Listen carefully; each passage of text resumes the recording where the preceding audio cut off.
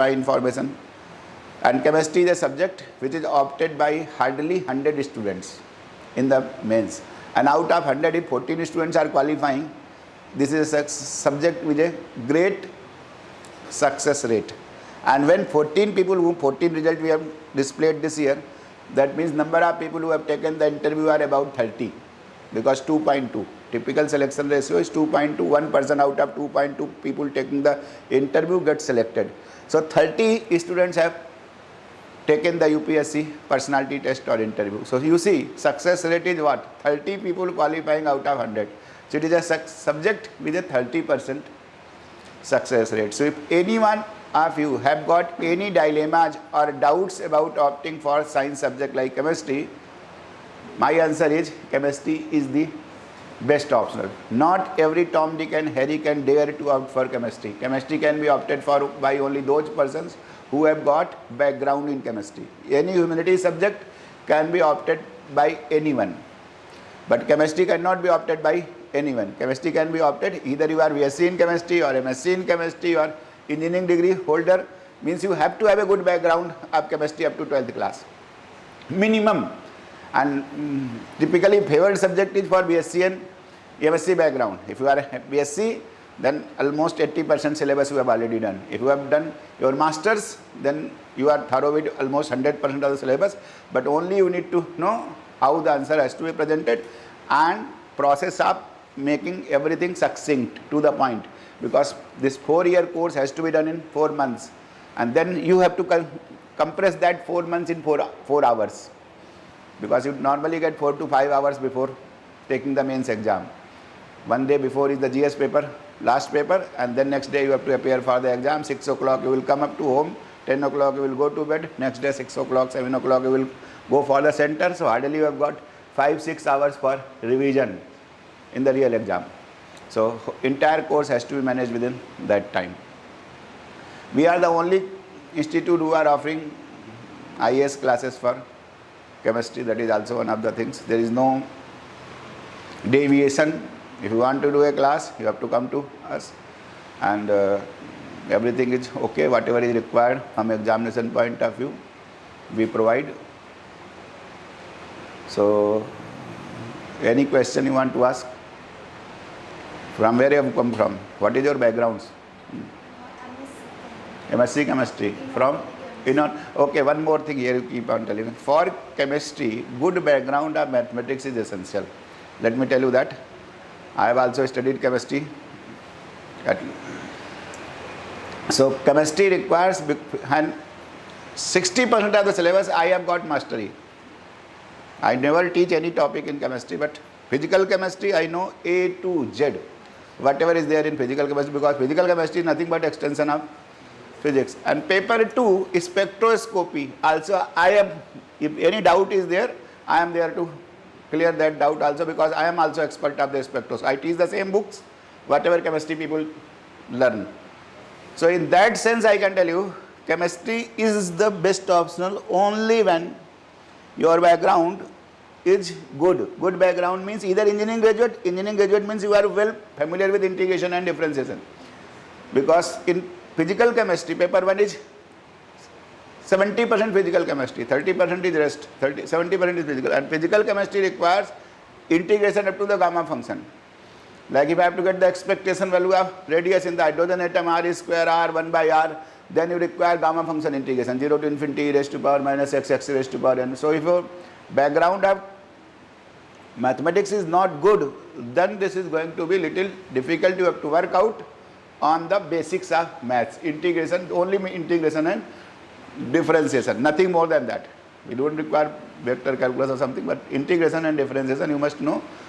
Dr. R.K. Singh told me that these days even in universities, in master's level, if you are doing the masters in chemistry, then they have got a special paper on mathematics. So if you have got everybody coming from at least working knowledge of integration and differentiation you have got, then only this is a good subject.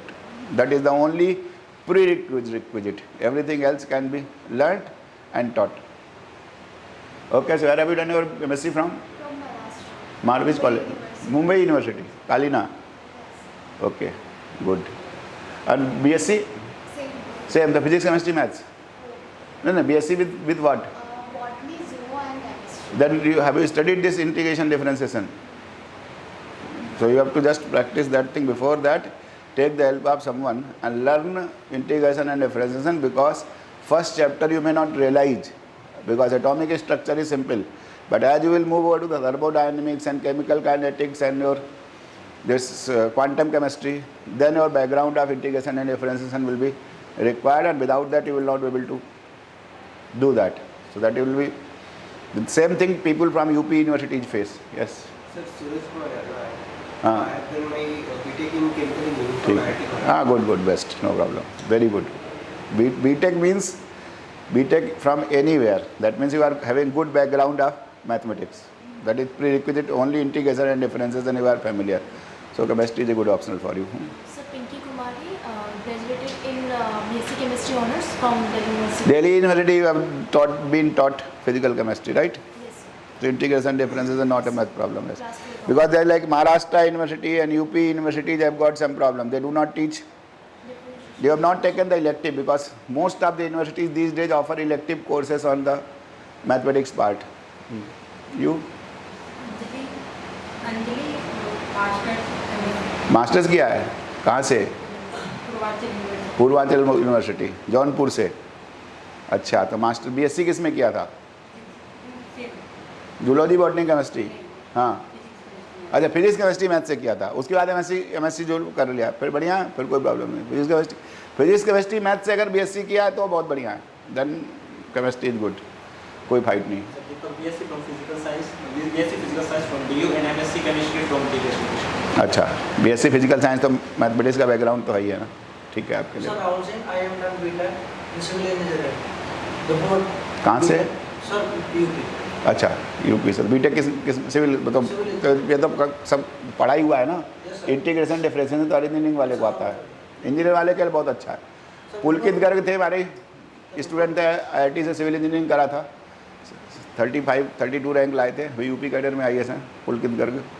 हाँ, BSc chemistry Maharashtra. नहीं, BSc chemistry के साथ क्या? Physics chemistry math, zoology botany chemistry maths ना, ठीक, maths है ना। बस माई ओनली इंटेंशन इज कि मैथ्स है क्या, और मैथ्स नहीं है तो आपको थोड़ा मैथ्स का पहला चैप्टर जो है ना पूरी शर्मा पठानिया का, पूरी शर्मा पठानिया के पहले चैप्टर में इंटीग्रेशन डिफरेंसेस, वो इतना सरल है नहीं जितना लगता है कि अब तुमको 12वीं क्लास वाली सारी मैथ्स करनी पड़ेगी, इंटीग्रेशन क्या है, डिफरेंशिएशन क्या है, क्योंकि यहाँ पर रट के काम नहीं चल सकता है।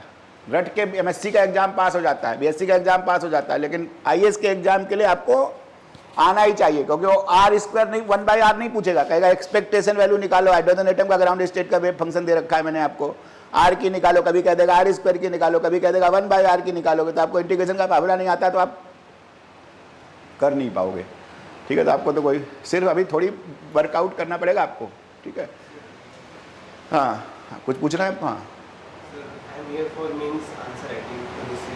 मेंस आंसर राइटिंग तभी सर आ रहे हैं। मेंस आंसर राइटिंग का क्लास तो मेरी समझ में अभी हो चुका है, खत्म हो गया, ये तो नॉर्मल बैच चालू होने वाला है अभी। एक क्लास के लिए मेंस आंसर राइटिंग का क्लास, टेस्ट सीरीज चलेगी। टेस्ट सीरीज के स्टूडेंट हो, टेस्ट सीरीज डिफरेंट प्रोग्राम है एकदम। हाँ, कोई बात नहीं, अभी तो सेमिनार है, सेमिनार सुनने में टॉपर से इंटरेक्ट करने का मौका मिलेगा तो हाँ, तो अभी आ रहे हैं, वो आगे बैठा हुआ है, आयुष सैनी आया हुआ है, अभी दूसरा वाला आ रहा है, दूसरा वाला रास्ते में है जो 84-88 रैंक आई है, उत्कर्ष पाठक जो है, उसी का वेट कर रहे हैं बैठ के, जैसे वो आएगा वैसे शुरू कर देंगे। बात तो पहले मुझे करनी होती है ना, सबसे पहले तो मास्टर तो मैं ही हूँ,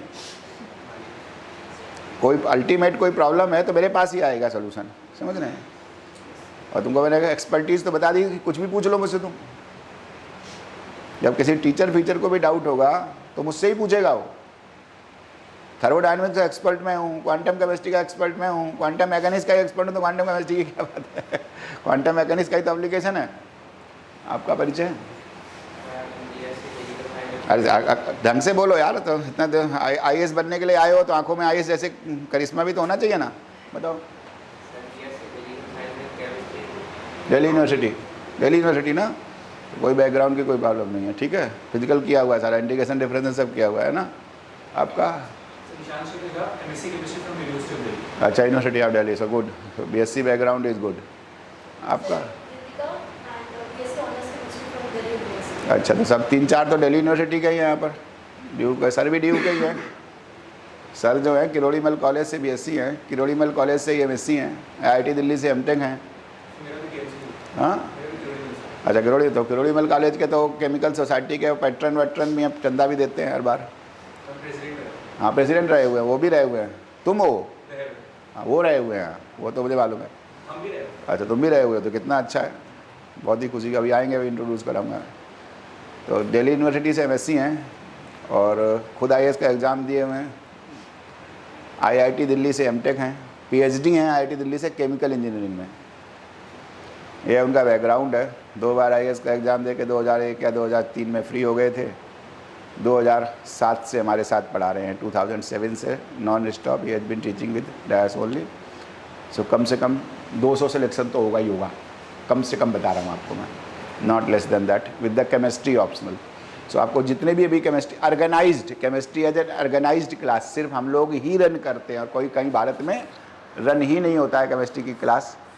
हर बार पूरा बैच चलता है, साल में 2-3 बार बैच चलते हैं। ऑनलाइन भी चलता है, ये बैच ऑनलाइन भी रहेगा और ऑफलाइन भी रहेगा, ठीक है। तो डायस सिर्फ फिजिक्स केमिस्ट्री मैथ्स ही नहीं कराता है, और भी ऑप्शनल सोशियोलॉजी और हिस्ट्री भी कराता है। 2 ऑप्शनल वो भी हैं, लेकिन बहुत फेमस नहीं है। जीएस भी कराते हैं हम लोग। हमारे जो गुवाहाटी और लखनऊ सेंटर में तो सिर्फ जीएस ही चलता है, यहाँ पर ऑप्शनल चलते हैं, जीएस भी चलता है। जीएस का हम लोग कॉरेस्पॉन्डेंस कोर्स भी कराते हैं, जो साइंस ऑप्शनल के स्टूडेंट के लिए बेस्ट है। मतलब आपको क्लास अगर ना करना हो तो आप हमारा कॉरेस्पॉन्डेंस कोर्स जो बाहर डिस्प्ले हो रखा है, उससे इस बार का प्रीलिम्स का पेपर आप देखोगे कि 70 क्वेश्चन 100 में 70 क्वेश्चन हमारे कॉरेस्पॉन्डेंस कोर्स से आए हुए हैं। क्योंकि वो कुछ नहीं है, एनसीईआरटी किताब की बुक्स और जो तमिलनाडु स्टेट बोर्ड और जो वेस्ट बंगाल बोर्ड वगैरह है, उनके नोट्स को कंपाइल करके इकट्ठा करके एक जगह लिखा हुआ है। मेरी डायरेक्शन में सारा लिखा गया है। So you can avail that correspondence course also if you are not doing GS program anywhere else. और मॉड्यूलर कोर्सेज भी हम लोग ऑफर करते हैं जीएस में, जैसे इकोनॉमिक्स का मॉड्यूलर हो या किसी और चीज़ का मॉड्यूल हो। इकोनॉमिक्स करना चाहो, ज्योग्राफी करना चाहो, करंट अफेयर्स करना चाहो, so that kind of modular courses are also run. They are in parallel to your chemistry program only. जैसे आपका केमिस्ट्री की क्लास अभी 11 से 1 है, तो जीएस का प्रोग्राम हमारा सवेरे चलता है 8:30 से 10:30 इस टाइम में, ठीक है। तो कुछ और पूछना है किसी को?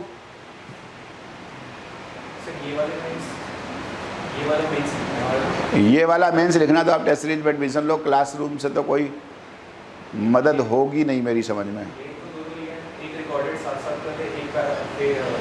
दोनों आपको हाइब्रिड मोड में अलाउ कर देंगे, लेकिन कोई बहुत कोचिंग करने से कोई इस समय is wastage of time according to me. बुलाओ, it is wastage of time according to me. You can not complete the course by coaching.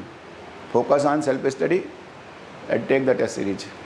If this year, if your intention is civil service examination mains this year, क्योंकि mains तो इस बार सितंबर में ही है, तो आप हाँ last अगस्त वही सितंबर। आप ऑप्शनल का पेपर सितंबर के फर्स्ट वीक में जाएगा। तो हाँ आइए, वेलकम। हाँ यस भाई प्लीज़ आओ। वेलकम टू उत्कर्ष पाठक। आइए उत्कर्ष जी, भैया ताली वाली बजा के स्वागत करो यार ऐसे। और मैं बुके दे देता हूँ, फोटो खींचो। मेरे से परिचय है? Yes sir, yes. मेरे फोन से बात हुई थी। यस सर, फोन से। इनके बारे में खास बात क्या है कि मैं यूपी के एक ज़िले से आता हूँ, उसका नाम है बलरामपुर श्रावस्ती। तो ये मेरे श्रावस्ती जिले के रहने वाले हैं, तो मुझे बहुत खुशी हुई। और मैं डॉक्टर आर के सिंह जी से अनुरोध करूंगा कि ये आयुष सैनी जी को इधर से जाओ, उधर से दो, बाहर से दो।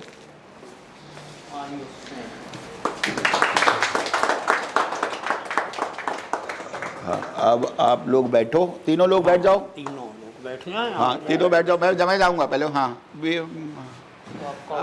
मैं कॉर्नर में बैठूंगा, मैं तो निकलूंगा। हम इधर, हाँ आप लोगों को बोलना। ठीक है, आप लोग बैठो, आप लोग बैठो, ठीक है। एग्जाम का इंट्रोडक्शन मैंने सारा बता दिया है, मोर और लेस। अच्छा ये सबको मालूम है एग्जाम कितने मार्क्स का है? कितने मार्क्स का है? अरे 500 का तो केमिस्ट्री ऑप्शनल है, 1750 का है। 1750 में फर्स्ट रैंक कितने मार्क्स पे आती है? रिटर्न की बात कर रहा हूँ सिर्फ मैं, पहले रिटर्न की बात कर रहा हूँ, उसके बाद मैं इंटरव्यू के साथ। ये डेटा सबको याद होना चाहिए, जिस फर्स्ट टाइमर्स जितने भी हैं फर्स्ट टाइमर्स, उनको ये डेटा याद होना चाहिए। क्या क्या ये याद होना चाहिए बता रहा हूँ। फर्स्ट रैंक कितने में आती है, 10th रैंक कितने में आती है, 20 रैंक कितने में आती है, 30 रैंक कितने में आती है, 50 रैंक, फिर 50 कितने में आती है, 100 कितने में आती है, 200 कितने में आती है, 300 कितने में आती है। मोटे तौर पर ये ध्यान होना चाहिए, ताकि आप देखोगे जब मैं कहूँगा 5 नंबर के डिफरेंस में 200 रैंक का डिफरेंस पड़ जाएगा, तो आपको ये समझ में आना चाहिए 5 नंबर मतलब एक 10 मार्कर, एक 10 मार्कर का आधा पार्ट अगर गलत हो गया तो आपकी 200 रैंक का फर्क पड़ जाएगा इस एग्जाम में। हाईएस्ट मार्क्स इस बार कितने मालूम है आपको? फर्स्ट रैंकर के कितने हैं? 1043 करेक्ट है। 1043 में रिटर्न कितने, इंटरव्यू कितने हैं? 200 पूरे हैं, फुल 200, ठीक है। तो रिटर्न में कितने हुए? 843, ये याद रखना।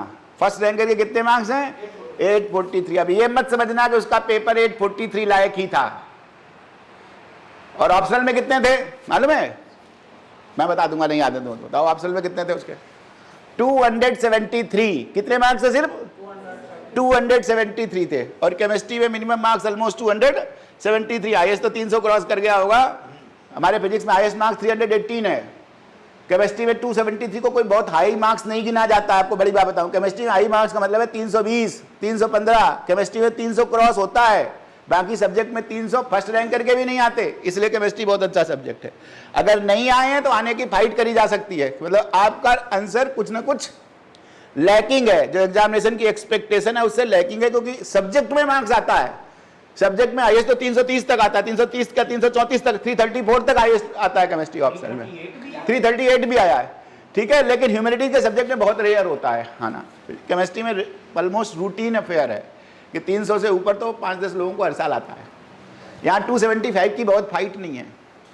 अगर आप पूरा सिलेबस ढंग से कर लोगे, पूरे क्वेश्चन को लिखाओगे, तो 275 तक marks can be scored by sincere efforts. 6658 total marks है, जिसमें 312 केमिस्ट्री में, 634 पूरे मार्क्स हैं, फुल मार्क्स है, जिसमें 302 केमिस्ट्री के हैं। ठीक है, अभी रुको, अब अभी आपका ही डोमेन दूंगा, उसके बाद इन लोगों को दूंगा। अभी पहले मैं अपना ख़त्म कर लूँ। मुझे अब इसके बाद अगर तुमको कुछ देखो क्या क्या मैंने बताया कि पूरी ये इक्वेशन पहले IAS, अगर किसी को 100 के अंदर, मतलब जनरल कैटेगरी में IAS सिर्फ 80, 81 में मिलता है, और बता दूंगा आपको मैं।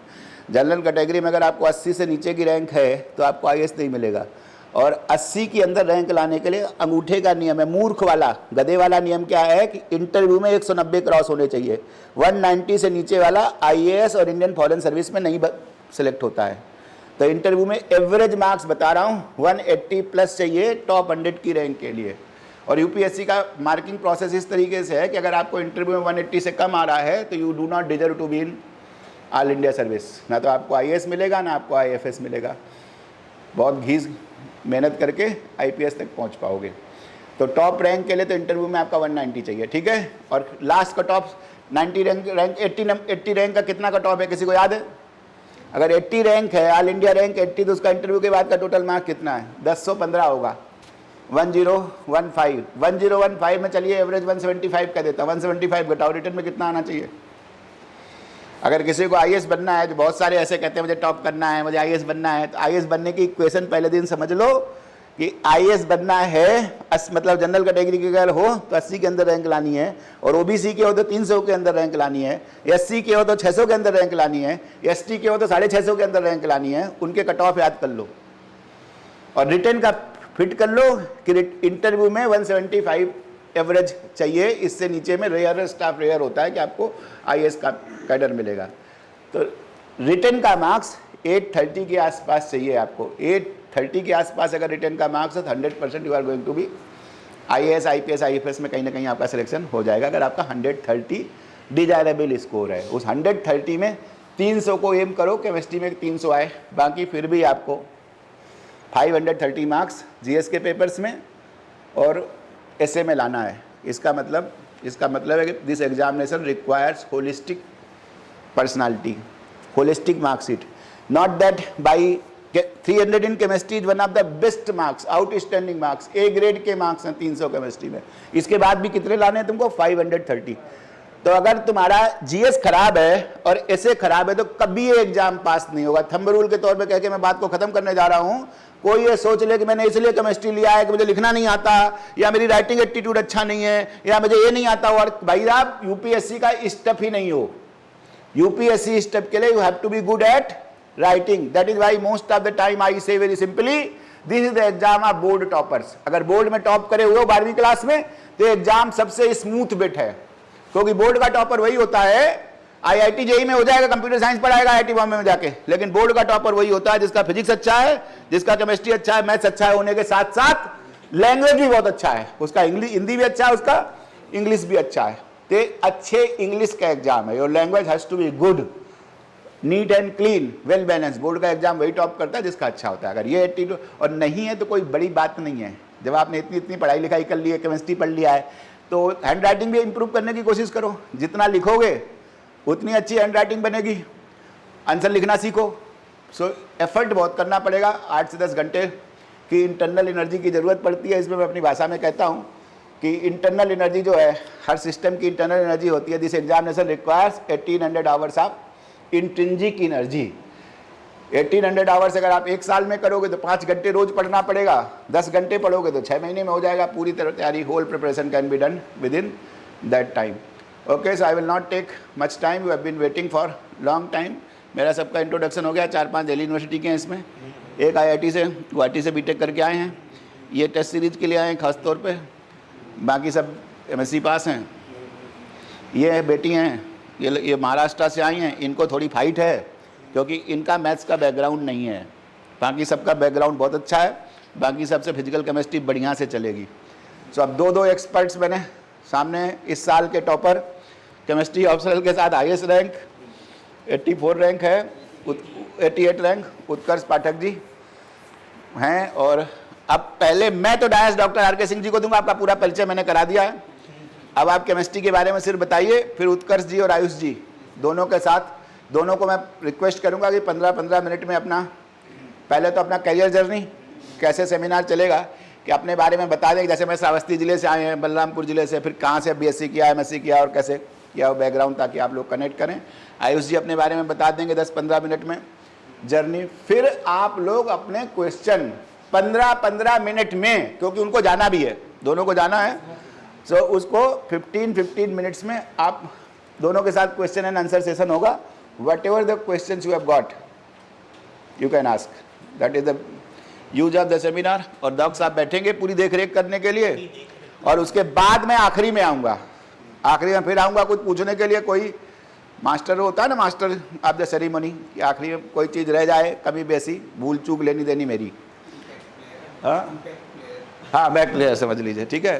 वाजपेयी सर, आईआईटी बॉम्बे का ग्रेजुएट हूँ, जेएनयू का एमफिल पीएचडी हूँ। बाकी और कुछ बताने की ज़रूरत नहीं है। बाकी मेरा नाम जो है गूगल सर्च में मालूम पड़ जाता है। So now I give this DISE.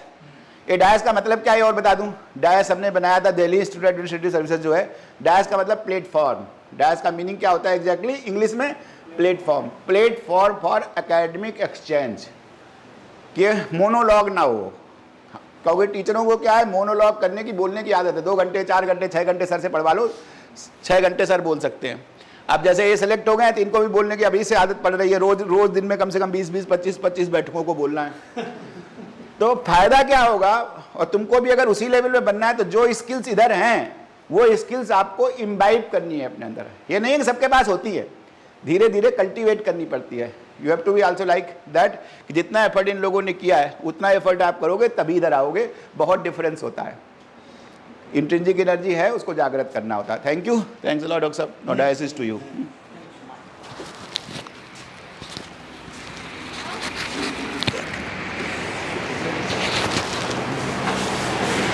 Live है, लाइव है, लाइव है, लाइव है। ठीक। Welcome to Utkarsh Pathak, 88 rank. He is graduate from Hindu College, Delhi University, and post graduation from IIT Delhi. He also qualified GATE and joined ONGC in year 2019 and in the on-off mechanism, and thereafter he prepared for civil services examination with chemistry optional and get reserve list selection last year, and now in this year 88 rank. Okay? So welcome Utkarsh Pathak. Now Ayush Saini, क्योंकि हम सुमित सैनी से काफ़ी परिचय हैं तो हमको सारे लोग सुमित सैनी लगते हैं, नहीं, Ayush Saini from IIT Kanpur, mechanical engineering is more closer to my branch, chemical engineering. So mechanical engineering, he done classroom program in 2021-22 and qualified this year as 194 rank. Now he also gave an interview in second attempt also with chemistry optional but not selected. Now chemistry के बारे में चर्चा तो बाद में करेंगे, पहले हम उत्कर्ष पाठक को इनवाइट करेंगे कि अपना एक्सपीरियंस, अपना प्रिपरेशन, क्योंकि हमारे साथ तो 5.5 महीने करना है, हमारा तो सुनना ही है, मजबूरी है। तो इनको जल्दी है, ज्वाइन करना है, तो इनका क्या अप्रोच रहा, क्या स्ट्रेटेजी रहा, क्या केमिस्ट्री ऑप्शनल के लिए, एक बड़ी दुर्भाग्य की बात है कि केमिस्ट्री ऑप्शनल केमिस्ट्री वाले ही नहीं रखते, वही जो है PSIR, सोशियोलॉजी इधर उधर, और बीटेक वाले अगर ऐसा करें और अनफॉर्चुनेटली ना हुआ तो उनके लिए कोई ये नहीं है, वो अपने ब्रांच में वापस जा सकते हैं।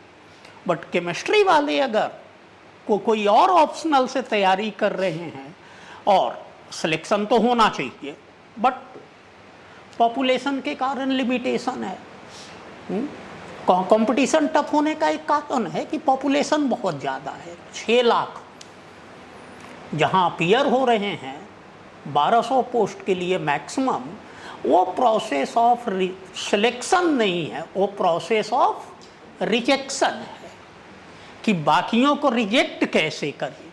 तो हर पॉइंट पर रिजेक्शन होता है। जैसा कि हम हमेशा बताते रहते हैं कि 7 कंपोनेंट हैं मेजर, और उस 7 कंपोनेंट में कहीं भी गड़बड़ी हो गई तो आप फिर बैक टू पवेलियन आ जाते हैं। हिट विकेट भी आउट होता है, सीसेट भी अगर गड़बड़ हो गया तो आप उतने ही दिन के लिए पीछे हो गए जितने दिन इंटरव्यू पे पहुंचने के बाद ना हुआ तो बराबर हो गए हैं। ठीक, तो ये है कि केमिस्ट्री वाले अगर केमिस्ट्री छोड़ दिए तो फिर वो नहीं होने पे वापस कहीं नहीं जा सकते, क्योंकि ह्यूमैनिटीज वाले एक्सेप्ट नहीं करेंगे, और केमिस्ट्री तो आप पहले ही छोड़ चुके हैं। ठीक, तो ये चक्कर है। वो इन सभी बातों पे हम बार बार चर्चा करते रहते हैं, बट अभी आज उत्कर्ष पाठक सबसे पहले, एक इनको हम माइक देते हैं।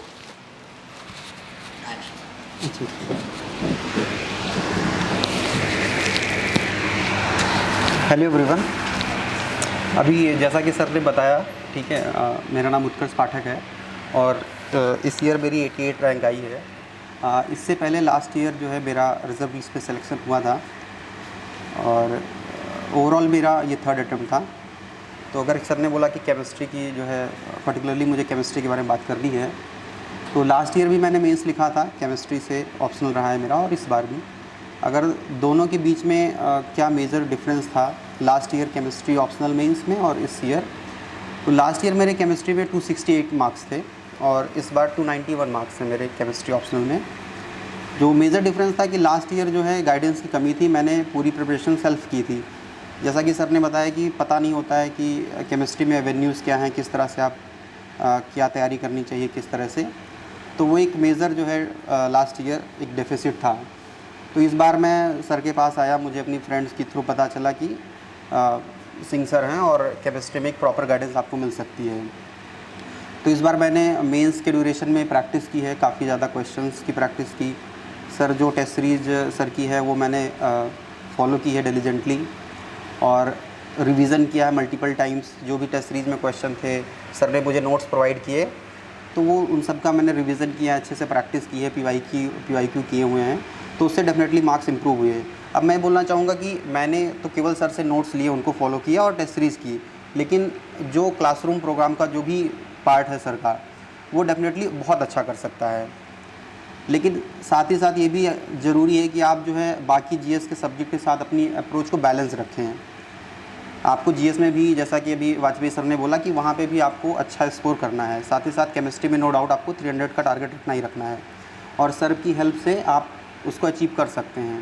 प्रैक्टिकल है ये चीज़। आपको जो भी टेस्ट सीरीज़ है, जो भी सर वीकेंड पे या मंथ के एंड में या फिर मेंस के ड्यूरेशन में जो भी टेस्ट सीरीज़ है, आपको उसको प्रैक्टिस करना है, उसको रिवाइज़ करना है अच्छे से।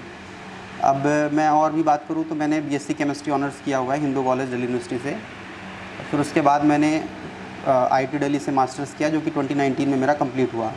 2019 में गेट के थ्रू मैंने गेट और नेट जो कि केमिस्ट्री वाले एग्ज़ाम लिखते हैं वो मैंने लिखा। गेट में भी मेरी रैंक 12 थी और नेट JRF में मेरी AIR 5 थी, ऑल इंडिया रैंक 5। तो मैंने गेट के थ्रू फिर ONGC में मैंने जाना जो है डिसाइड किया उस टाइम पे 2019 में। और उसके बाद मैंने प्रिपरेशन स्टार्ट की 2021 में। मेरी पोस्टिंग थी मुंबई में, मुझे ऑफशोर मिला हुआ था, तो मेरी समुद्र में पोस्टिंग थी। और जो मेरा वहाँ पे ड्यूटी साइकिल था 14 डेज़ ऑन और 14 डेज़ ऑफ। तो मुझे बेसिकली 14 डेज़ ही मिलते थे। जब मैं सी से बाहर आता था तो उस टाइम पे ही मैं अपनी तैयारी करता था।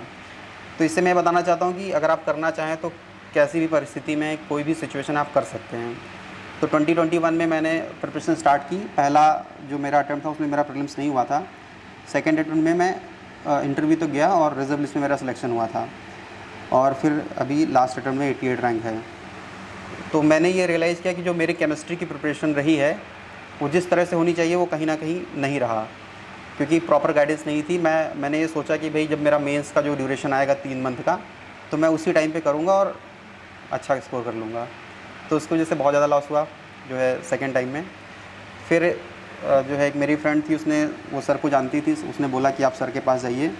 तो मैं तुरंत, जब मैं अगला मेंस लिख रहा था, मैं सर के पास आया, बोला सर ऐसी ऐसी बात है, और मैंने इससे पहले जो है प्रॉपरली नोट्स नहीं है मेरे पास, और लास्ट टाइम भी मेरा स्कोर अच्छा नहीं था। तो सर ने जैसा जैसा सर ने बताया मैंने डिट्टो वैसा किया है। कुछ भी मैंने अपने तरफ से फिर ज़्यादा उसमें सोचना या दिमाग लगाना ऐसा कुछ भी नहीं किया, और स्कोर डेफिनेटली इंप्रूव हुआ है। अब चूँकि मेरी through out the year preparation नहीं थी, तो इस वजह से मार्क्स और भी इम्प्रूव हो सकते हैं, ये मैं भी मानता हूँ।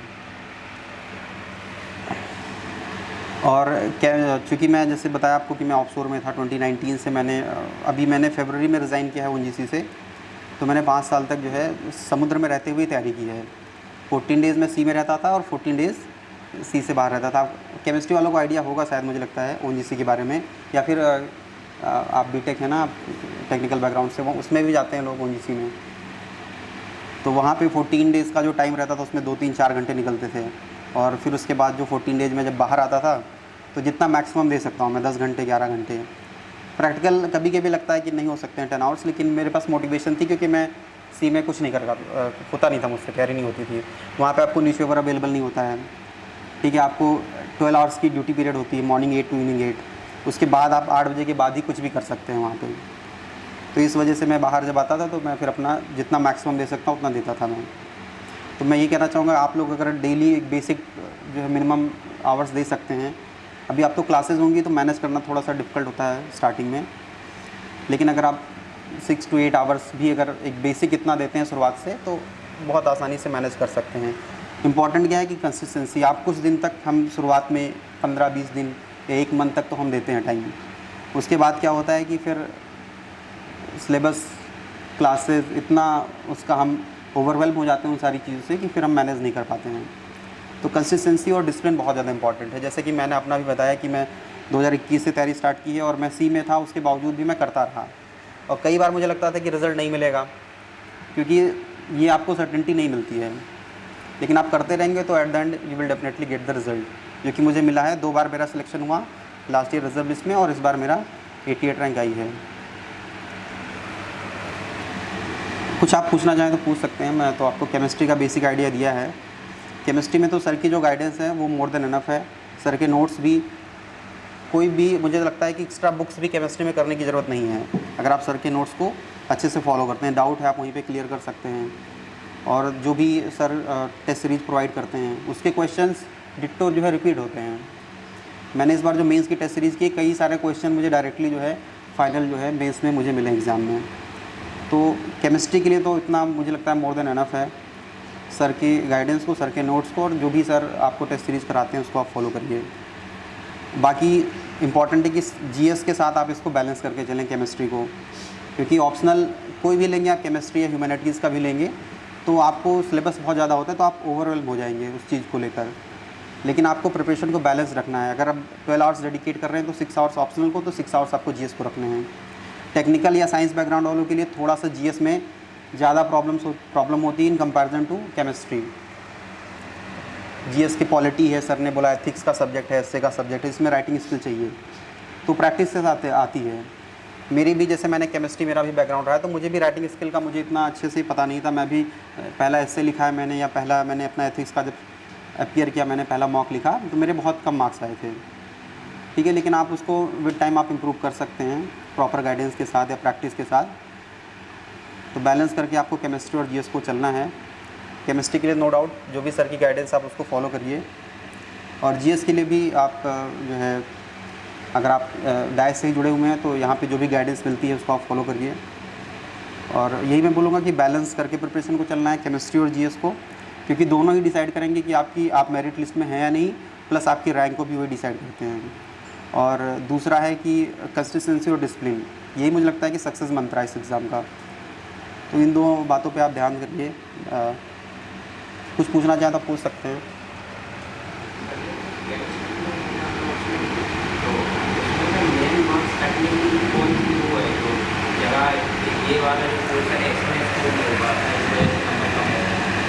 नहीं, वो तो इंडिविजुअल का है कि आपका 2 पेपर हैं, पेपर 1 पेपर 2, आप सिलेबस देख सकते हैं सारा। ठीक है, जैसे मेरा पेपर 1 मुझे लगता है कि थोड़ा सा वीक रहा है तो उस पर मैंने काम किया। तो आपको देखना होगा ना कि आप जब सर की क्लासेस ले रहे हैं, टेस्ट सीरीज़ कर रहे हैं, तो किस पोर्शन में आपको काम करने की ज़रूरत है। जैसे थर्मोडायनेमिक्स होता है कुछ लोगों के लिए, कुछ लोगों की फिजिकल केमिस्ट्री बहुत अच्छी होती है, ऑर्गेनिक में थोड़ा उन्हें अधिक वर्क करना पड़ता है। तो आपको इंडिविजुअल का देखना होगा ना कि आप किस जगह पे आप you are lacking in particular portion. ठीक है, अगर आपका फिजिकल केमिस्ट्री मैथमेटिक्स आपकी अच्छी है तो आपको फिजिकल जो है आसान लगेगी। ठीक है, केमिस्ट्री में सेकेंड पार्ट ऑर्गेनिक में आपको थोड़ा सा और भी काम करने की ज़रूरत पड़ सकती है। आपका बीएससी केमिस्ट्री है या फिर आप टेक्निकल बैकग्राउंड से हैं? केमिस्ट्री है, आपने बीएससी की हुई है, मास्टर्स किया है? हाँ, तो सिलेबस तो ग्रेजुएशन का ही है इसमें पूरा। और उसका एडवांटेज अगर आपने केमिस्ट्री से ग्रेजुएशन की है या फिर मास्टर्स की है तो डेफिनेटली आपको सारी चीज़ें आपको सिलेबस में वही दिखेंगी जो आपने ग्रेजुएशन में पढ़ी हुई है।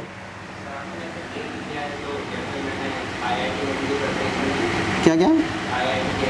हाँ हाँ,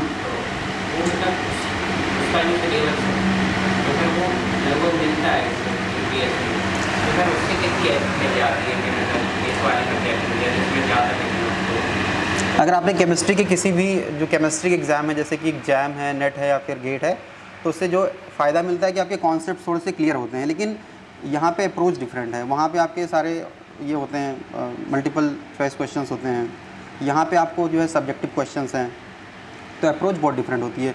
आंसर राइटिंग स्टाइल भी मैटर करती है, जैसा कि सर आपको बताएंगे।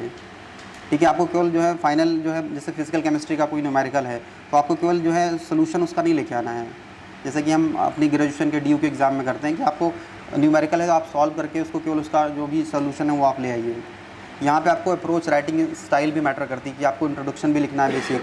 ठीक है, उसमें डेरिवेशन है तो उसको भी करना है, जबकि क्वेश्चन में नहीं पूछ रखा है, तो वो सर आपको बताएंगे कि अप्रोच जो है यहाँ पे अलग है, क्योंकि सब्जेक्टिव एग्ज़ाम है, स्टेप के भी मार्क्स मिलते हैं। लेकिन फ़ायदा क्या होगा कि अगर आपने केमिस्ट्री की अच्छे से तैयारी की हुई है जैम के लिए, नेट के लिए, तो आपके कॉन्सेप्ट्स क्लियर होंगे, तो उसका फ़ायदा मिलेगा नो डाउट।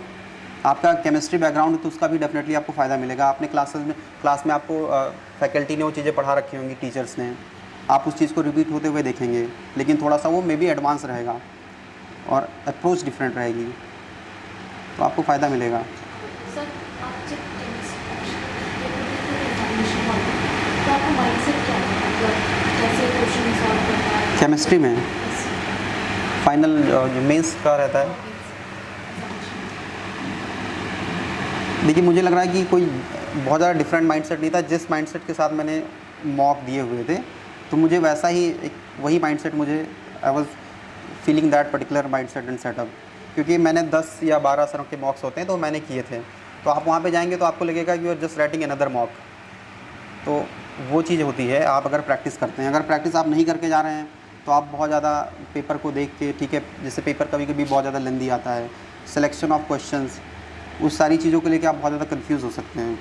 लेकिन आपने मॉक केमिस्ट्री में या फिर जीएस में भी आपने प्रैक्टिस की है, बहुत सारे मॉक्स किए, तो आपको लगेगा कि आप एक just writing another mock. Obviously seriousness थोड़ा सा ज़्यादा रहेगी क्योंकि वो एक फाइनल एग्ज़ाम है। तो ऐसा कोई बहुत ज़्यादा आपको बस ये कि वो जो पीरियड होता है, आप बैक टू बैक एग्ज़ाम लिख रहे होते हैं, 10 डेज़ का पीरियड, आप पहले ऐसे होता है, फिर जीएस होते हैं, फिर 5 डेज़ का गैप होगा, फिर आपका ऑप्शनल होगा, back to back qualifying papers भी होते हैं। तो वो एक जो डिफरेंट माइंडसेट होता है कि आपको बैक टू बैक पेपर्स लिखने होते हैं। बाकी पर्टिकुलरली ऑप्शनल या कोई भी आप पेपर लिख रहे हैं तो आपको लगेगा कि just writing another mock but with element of seriousness. पहले मिनट में आप डिसाइड करते हैं कि कौन से क्वेश्चन करने हैं, कौन से छोड़ने हैं? हाँ, ये करना होता है। जैसा कि सर ने भी गाइड किया था कि आप स्टार्टिंग का 10 मिनट दें और आप डिसाइड करें कि आपको किस सेक्शन से कौन से क्वेश्चन करने हैं। तो पहले मैंने भी क्वेश्चन डिसाइड कर लिए थे कि ये मुझे करने हैं 10 मिनट में या 5 मिनट में, और फिर उसके बाद फिर मैंने जो है क्वेश्चंस को करा। तो मैंने पहले 10 मिनट्स को डेडिकेट किया कि मुझे क्वेश्चंस को सिलेक्ट करना है, किस सेक्शन से कौन से क्वेश्चन, कौन सा मेरा जो है स्ट्रॉन्ग पार्ट है, कहाँ पे मुझे आ रहा है, कहाँ पे नहीं आ रहा है। तो उसको देखते हुए फिर मैंने क्वेश्चंस को सिलेक्ट कर लिया और फिर उसके बाद ही मैंने फिर पेपर स्टार्ट किया और फिनिश किया।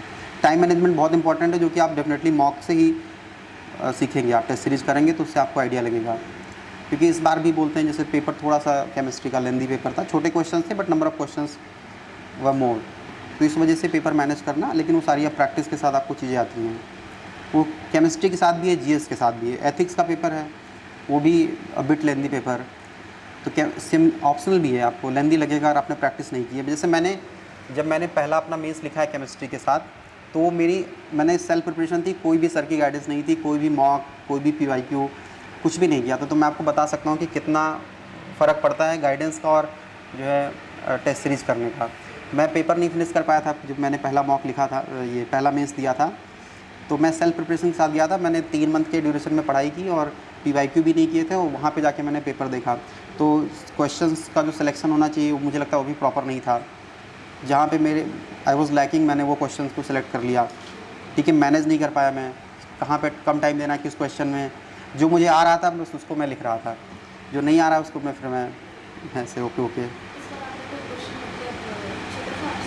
नहीं, क्वेश्चन मैंने इस बार एक भी नहीं छोड़ा है। क्वेश्चंस गलत हुए हैं 1 या 2, लेकिन मैंने अटैम्प्ट सारे किए थे। जैसा कि सर ने बताया कि भाई आपको स्टेप के भी मार्क्स मिलते हैं। आप अगर फाइनल सोल्यूशन नहीं भी ला रहे हैं, लेकिन आपने अगर स्टेप्स की, आपने इंट्रोडक्शन दिया है, बेसिक डेरिवेशन कर रखा है, तो आपको definitely you will get certain marks there. तो वो भी करना होता है। सर आपने एसए की तैयारी, हाँ, एसए का जैसे एसए में भी मेरे लास्ट ईयर कम नंबर आए हुए थे, 95 96 थे। अब इस बार मेरे अच्छे नंबर आए। इस बार एसए में जनरली नंबर कम हुए हैं, तो मैंने एसए के लिए एक ऑब्वियसली मैंने अपनी स्ट्रैटेजी चेंज की थी। प्रैक्टिस इंपॉर्टेंट है। प्रैक्टिस, जैसे कि मेरी जॉब थी तो मैं प्रैक्टिस नहीं कर पाता था इतना, और जॉब के साथ छुट्टी भी आपको आसानी से नहीं मिलती है। तो एसए के लिए मैंने फिर हेल्प ली, एक सर थे, तो फिर मैंने एसए लिखे, अपनी इवेलुएट कराया। मैंने पीवाईक्यू को प्रैक्टिस किया बहुत ज़्यादा इस बार, और एक चीज़ रियलाइज़ किया कि एसए में आपको बुक्स को कोट करना है, आपको ऑथर्स को कोट करना है बुक के साथ, आपको कोई फ़िलासफ़ी आपको अगर पता है आप उसको कोट करिए। तो वो सारे मैंने फिर इस बार कंटेंट मैंने खुद का अपना क्रिएट किया, और उसके साथ मैंने फिर वही वैल्यू एडिशन किया, प्रैक्टिस की, तो उससे नंबर इम्प्रूव हुए हैं। पहले आपको तो बेसिक जीएस के सब्जेक्ट आपको पहले कवर करने होंगे। जीएस को आप एक बार पेपर 1 2 3 4 होता है, उसके बाद ही आप एसए पे मूव ऑन कर सकते हैं, क्योंकि बेसिक आइडिया आपको पॉलिटी का भी चाहिए, ज्योग्राफी का भी चाहिए, एथिक्स का भी, वैल्यूज़ क्या है, एप्टीट्यूड क्या है, एटीट्यूड क्या है, ये सारी पता होने चाहिए। फिर आप ऐसे लिखने के लिए जो है आप you are completely ready to write essay. तो एसए के लिए मेरे लास्ट ईयर 96 थे जैसे मैंने बताया, तो मैंने इस बार प्रैक्टिस ज़्यादा की है, पीवाईक्यू को लिखा है, और वैल्यू एडिशन किया। तो ये मेरी स्ट्रेटजी थी। हाँ, टेस्ट सीरीज़ तो ज़रूरी है। आप एसए, जीएस, ऑप्शनल सबकी लिखनी है। प्रैक्टिस करना है तो आप मेंस के लिए प्रैक्टिस कर रहे हैं तो आपको इवेलुएट करना भी ज़रूरी है। टेस्ट सीरीज़ मैंने जो है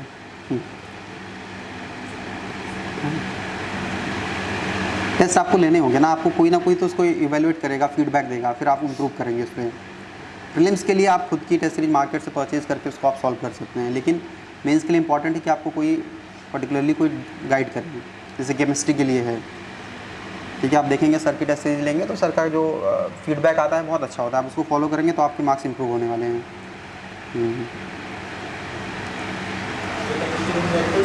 क्या जो केमिस्ट्री में मेटर्स आते हैं, एक्सप्लेनेशन तो के साथ देनी होती है, तो उसमें देखिए एक्सप्लेनेशन सभी सर के स्टूडेंट होते हैं, सबकी सेम होती है, तो उसको थोड़ा डिफरेंट कैसे कर सकते हैं। जो न्यूमेरिकल्स होती हैं they are around the course और फ्रॉम बुक से भी आते हैं या जो कोर्स करते हैं उसमें से हो जाता है। मैं तो बोला कि केमिस्ट्री के लिए आप सर पे कम्प्लीटली रिलाई कर सकते हैं, मतलब कहीं हाँ आप सर का भी पढ़ेंगे तो आप एग्जैक्टली वही तो डिलीवर नहीं करेंगे ना, आप पढ़ रहे हैं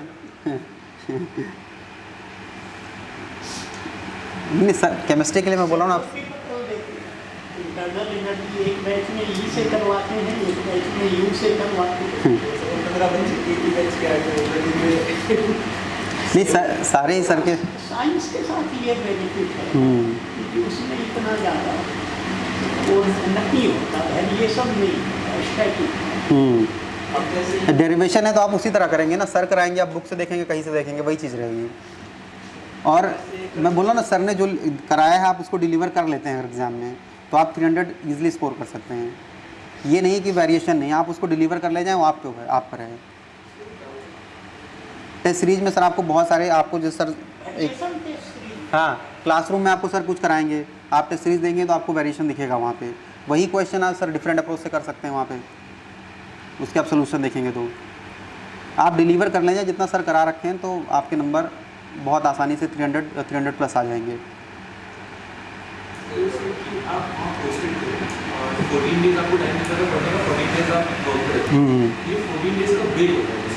जब आप उस सब्जेक्ट से लिंक भी देन अगेन कमिंग बैक और फिर से आपको 14 डेज पढ़ना, तो मतलब बेसिकली हाँ नहीं होता था, इम्पैक्ट करता था। तो वही बताया ना मैंने कि वहाँ पे मुझे हार्डली 2 to 3 आवर्स मिलते थे। 8 to 8 की ड्यूटी होती थी, मॉर्निंग 8 to इवनिंग 8, 12 आवर्स की ड्यूटी होती है।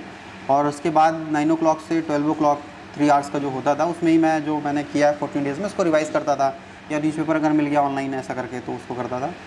तो फिर उसके बाद 14 डेज़ इधर आया। तो जर्नी में भी आपको एक 14 डेज़ में 2 to 3 डेज़ तो आपको जर्नी में निकल जाएगी, क्योंकि मेरी बॉम्बे पोस्टिंग थी, मुंबई में, मैं दिल्ली में रहता था, ऑन ऑफ करता था वहाँ से।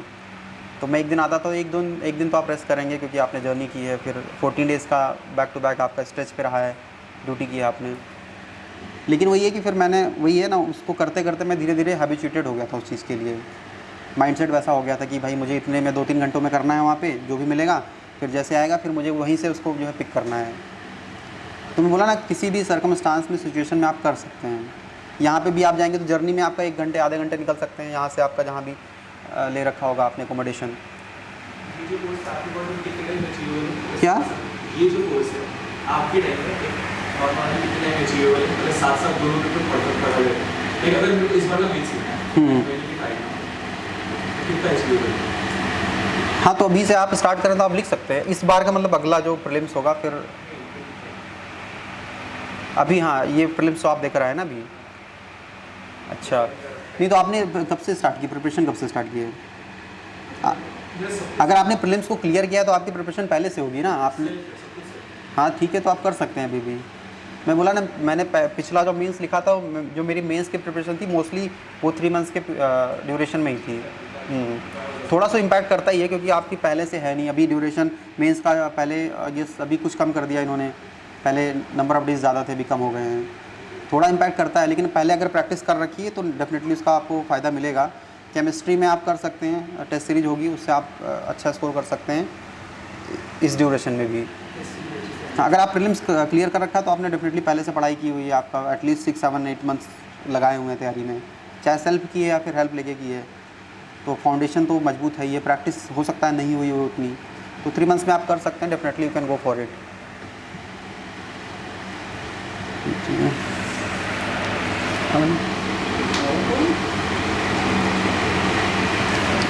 केमिस्ट्री आंसर्स में कुछ वैल्यूएशन होते हैं क्या?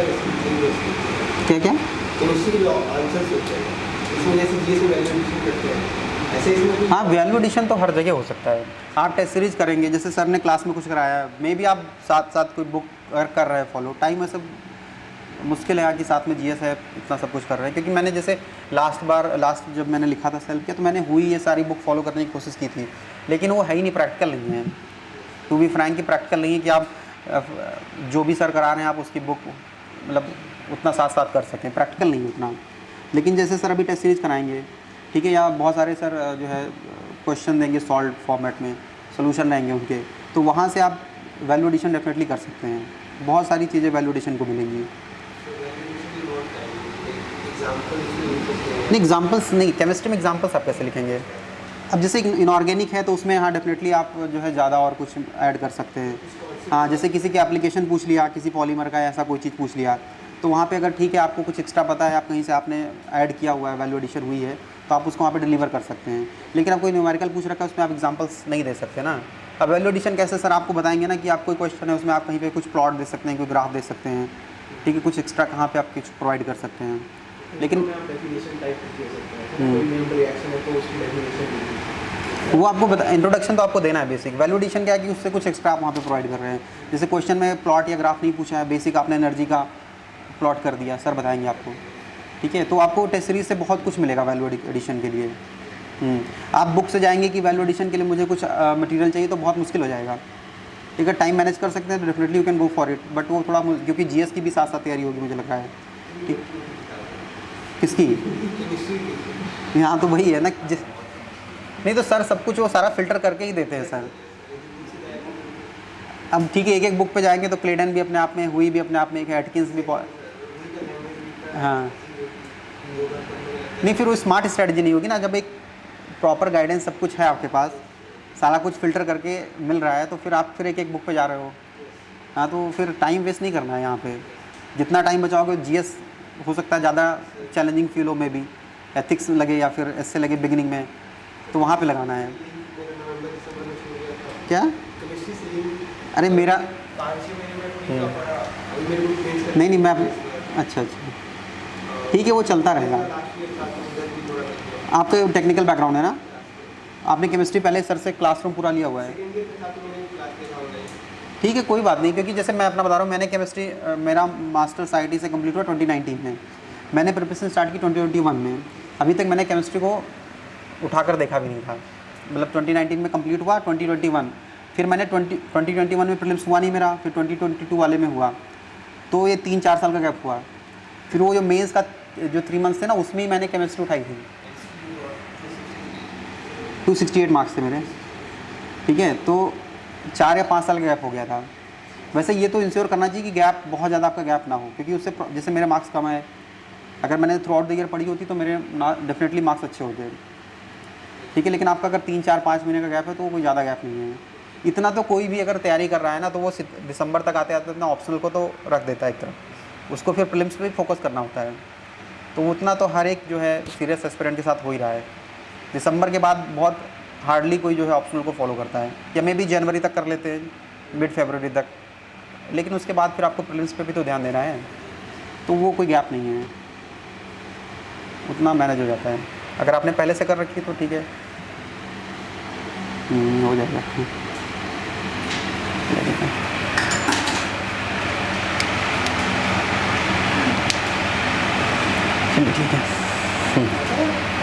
आयुष सैन, चलिए। Technical background.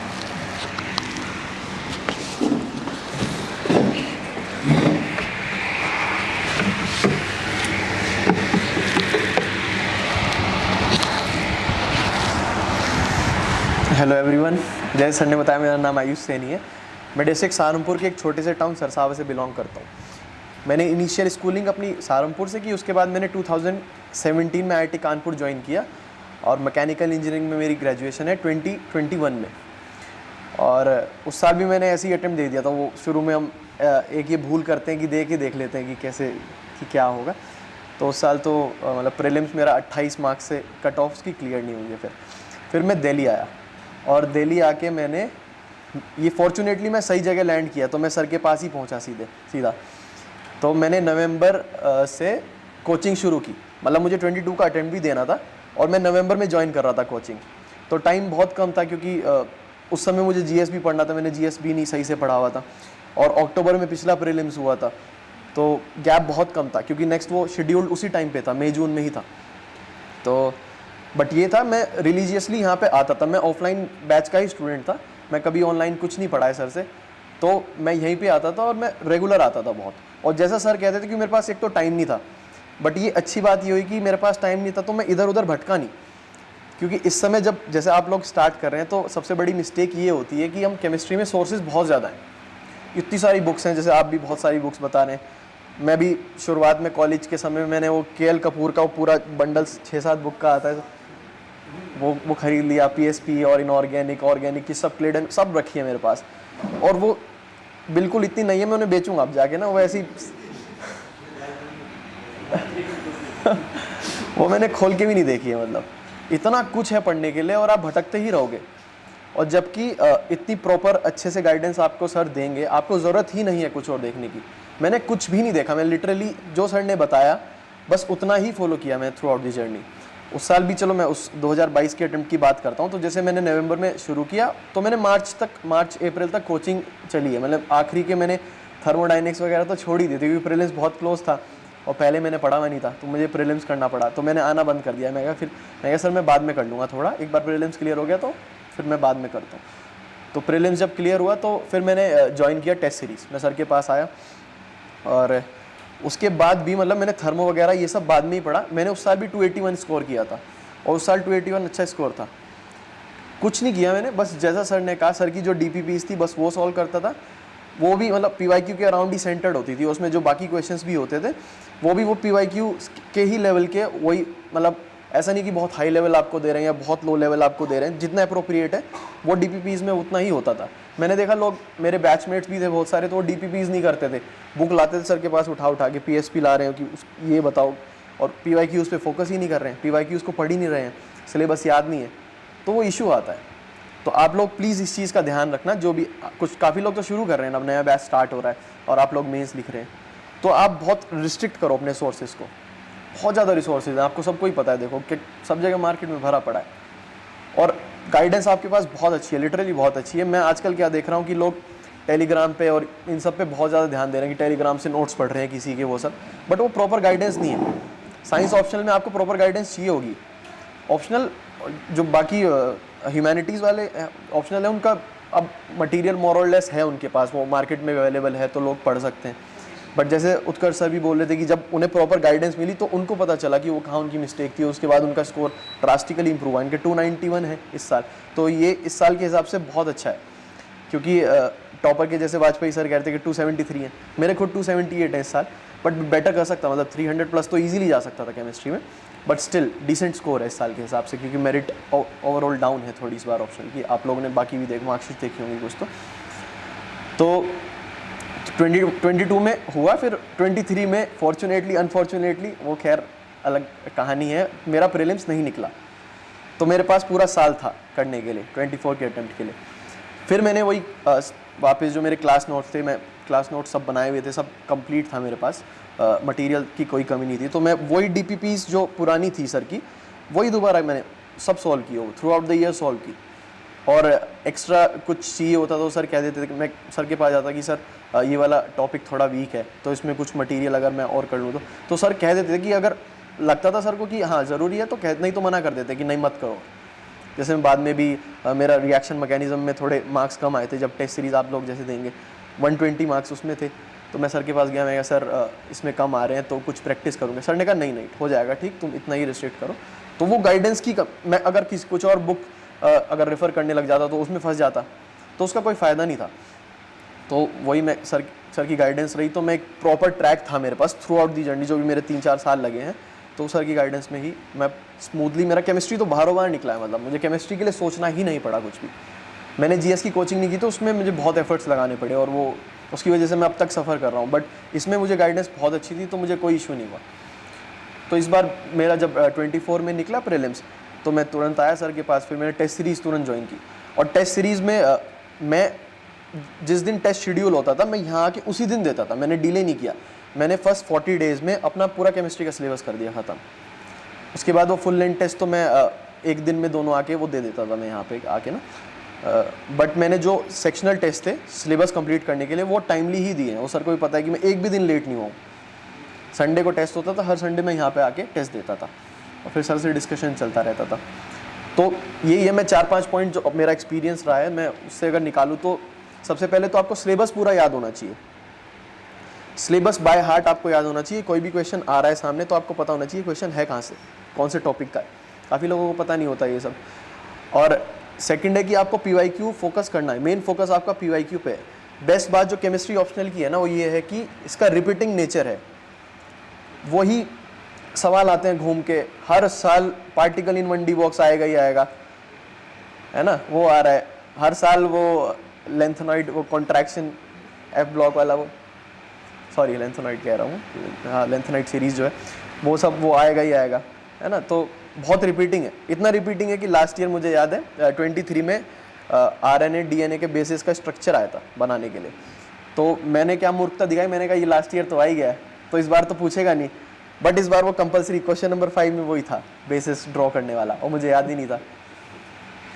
तो इतना रिपीट होता है सर। तो मतलब अब जैसे आप लोग भी पढ़ेंगे तो सर एक बात बहुत ज़्यादा बोलेंगे कि पेपर तो आउट है पहले से ही, केमिस्ट्री का पेपर आउट है ना। बस आपको सही से पढ़ना है, सही गाइडेंस में पढ़ना है, प्रैक्टिस करते रहना है। प्रैक्टिस डिमांड करेगा केमिस्ट्री, आपको रेगुलर प्रैक्टिस करनी पड़ेगी।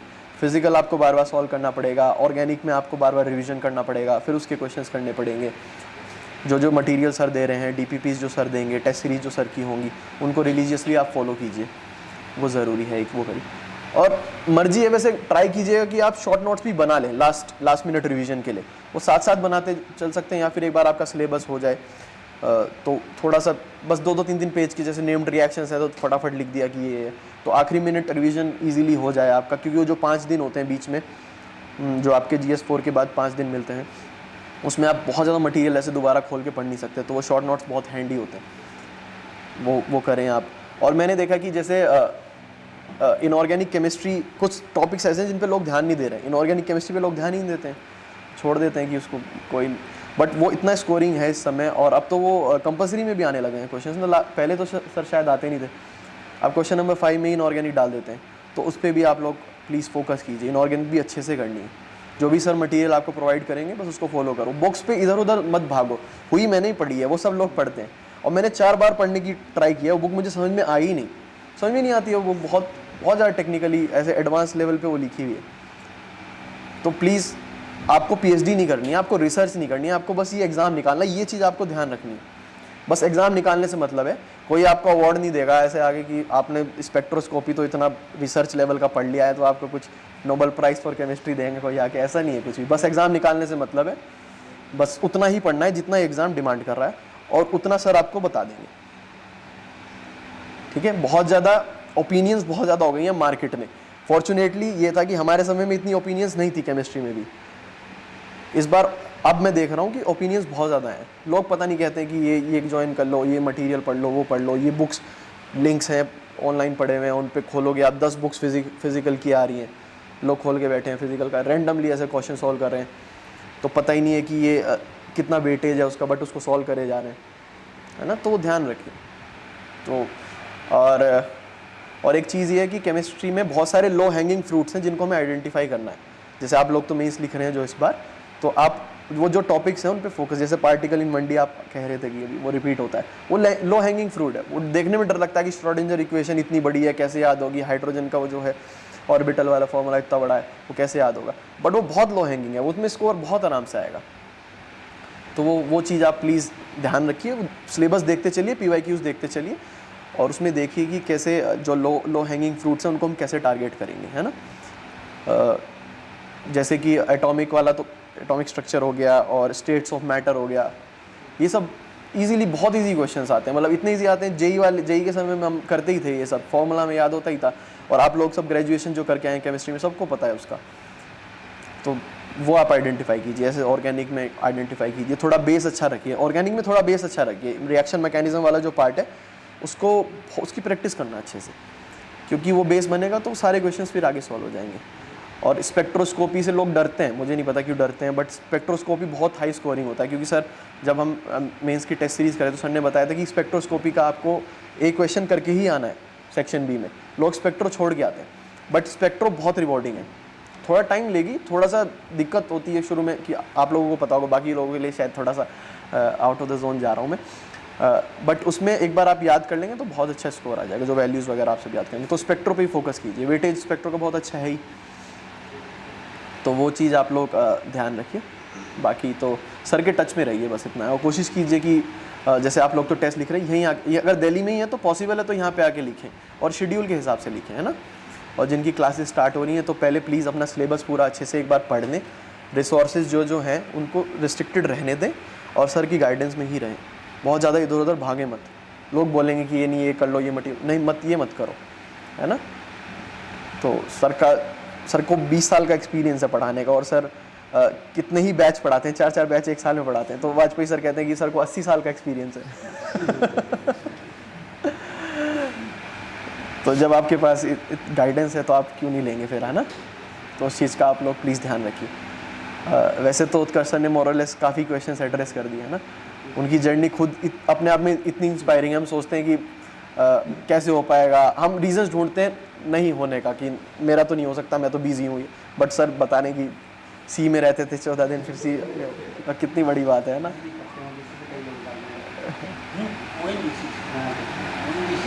तो जैसी भी परिस्थिति हो तो उसी में आपको करना है। IIT सॉरी,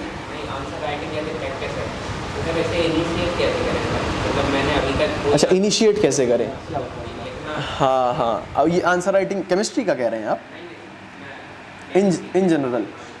अच्छा, आप कहीं कोचिंग कर रही हैं क्या, क्या आपका मतलब अभी अटेम्प्ट दिया है कभी अभी से पहले? अच्छा,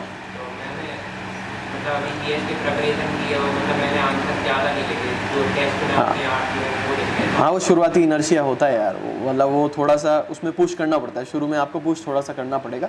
कोई टेस्ट सीरीज़ वगैरह ज्वाइन कर लेना है, कोचिंग जिसमें आप कर रहे हैं उसकी टेस्ट सीरीज़ अगर आप ज्वाइन कर लें तो थोड़ा लिखना शुरू कीजिए, है ना। वो धीरे धीरे होगा। वो इनर्शिया शुरू में रहता है, मन नहीं करता, ऐसा लगता है कि यार मैं तो प्रिपेयर्ड ही नहीं हूँ आंसर लिखने के लिए। बट वो राइट टाइम कभी नहीं आएगा, कभी नहीं आएगा वो राइट टाइम, मतलब हाँ। दोबारा से पहले चैप्टर भूल चुके हो जो हमने स्टार्टिंग में किए, तो उनको दोबारा कैसे पढ़े, क्वेश्चन वाइज आए या नोट्स को पहले भी से स्टार्ट करें कि ये करके। ये पर्सनल स्ट्रैटेजी हो सकती है। मतलब मैं तो नोट्स को रिवाइज करता था रेगुलर। नोट्स तो खैर आपको रिवाइज करते रहना पड़ेगा, रिवीजन का तो एक इंपॉर्टेंट पार्ट है। क्वेश्चन सॉल्व करने बट रिवीजन भी इम्पोर्टेंट। हाँ, उसके बाद एक साल का गैप हुआ। हाँ, उस गैप में आपने जीएस के साथ उसको कैसे मैनेज किया? मैंने वही हाँ रिवीजन किया, सारा मटेरियल अपना रिवाइज किया, और वो जो डीपीपी सर ने जो क्लास के समय दी थी ना, वही दोबारा सब सॉल्व की, सारे क्वेश्चन उसके सॉल्व किए। हाँ, ऑन ए डेली बेसिस। मतलब ऐसा है कि कभी मैं थोड़ा जीएस ज़्यादा पढ़ दिया उसके हिसाब से ना, और ऑप्शनल थोड़ा किसी दिन ऑप्शनल ज़्यादा हो गया। ऐसे थोड़ा इरेगुलर था, ऐसा नहीं है कि मैं पर्टिकुलर टाइम ही दे रहा हूँ ऑप्शनल को। जब डिमांड जिस सब्जेक्ट की थी तो उस हिसाब से मैं कर रहा था। और फिर थोड़ा सा अगर आपको एक्स्ट्रा फिजिकल की प्रैक्टिस करनी है, जैसे मैं पीएसपी के एग्जांपल कर लेता हूँ, सर भी बोलते हैं कि कर लो कोई बात नहीं, एग्जांपल पीएसपी के एग्जांपल्स कर लेता हूँ ज़्यादा। किसके? हाँ हाँ हाँ, एक तो आपको डिराइव करने पड़ेंगे वो, हर कुछ आपको तो डिराइव करना ही है वो, तो डेरिवेशन याद रखो, तो फॉर्मूला भी प्रैक्टिस सिर्फ प्रैक्टिस, वो याद हो जाएंगे आखिर तक। अब वो भूल जाएंगे, मैं भूल गया, मुझसे लिखवा लो भी हाइड्रोजन का श्रोडिंगर, मुझे याद ही नहीं है, वो मुझे याद ही नहीं, कुछ भी याद नहीं। हाँ, बस उस समय याद हो जाते हैं, वो हो जाएंगे, वो चिंता मत करो। बट ये जो फॉर्मूलाज है ना, एक शीट पे लिख लेना, ताकि लास्ट डे जब होगा तो एक बार देख लो, है ना। मैं क्या करता था, मैं पढ़ लेता था, फिर रैंडमली कभी ऐसे लिख लेता था कि लिख के देख लेता हूँ, मुझे याद आ रहा है तो ठीक है, मतलब ऐसे करके कर सकते हैं आप। हाँ, किसको दिया टाइम? सॉरी, फेलियर को। हाँ हाँ हाँ हाँ हाँ, उस साल इंटरव्यू दिया था मैंने। हाँ हाँ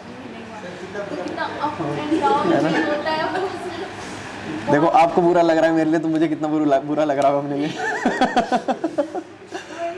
बहुत ही हो जाता है फिर बहुत सारे ख्याल आते हैं कि क्या मतलब है, मतलब जैसे हमारे लिए है भी नहीं कि नहीं ये सेल्फ डाउट आखिर तक रहेगा आपको, जब तक आपका नाम लिस्ट में नहीं आएगा। बिल्कुल, ये सेल्फ डाउट में हमेशा आप चलेंगे। और एक अनफॉर्चुनेट इंसिडेंट हो गया मेरे साथ, जब मैं प्री लिख रहा था, तो प्री से लगभग 1 महीना पहले मेरा एक्सीडेंट हो गया और मेरा राइट हैंड की मेरी इंडेक्स फिंगर ये टूट गई। ये मतलब ऐसे टूटी कि आधा सेंटीमीटर छोटी हो गई, इतनी बुरी तरीके से टूट गई है। और इसी से मुझे लिखना था, तो बेस्ट। और फिर वो प्री तो चलो उसमें तो गोले भरने थे, तो ऐसे करके मैं भर दिए वो सब। फिर मेंस का लिखना था, तो सबसे अच्छी बात ये थी कि केमिस्ट्री में आपको कंटिन्यूसली बहुत तेज़ नहीं लिखना होता है। आप कभी कैलकुलेट कर रहे होते हैं, तो बहुत स्टेप वाइज आप लिख रहे होते हैं। तो मैंने पहले केमिस्ट्री ही निपटा दिया, जब तक मेरी फिंगर थोड़ी ठीक हो गई, तो फिर मैंने जीएस की प्रैक्टिस कर ली।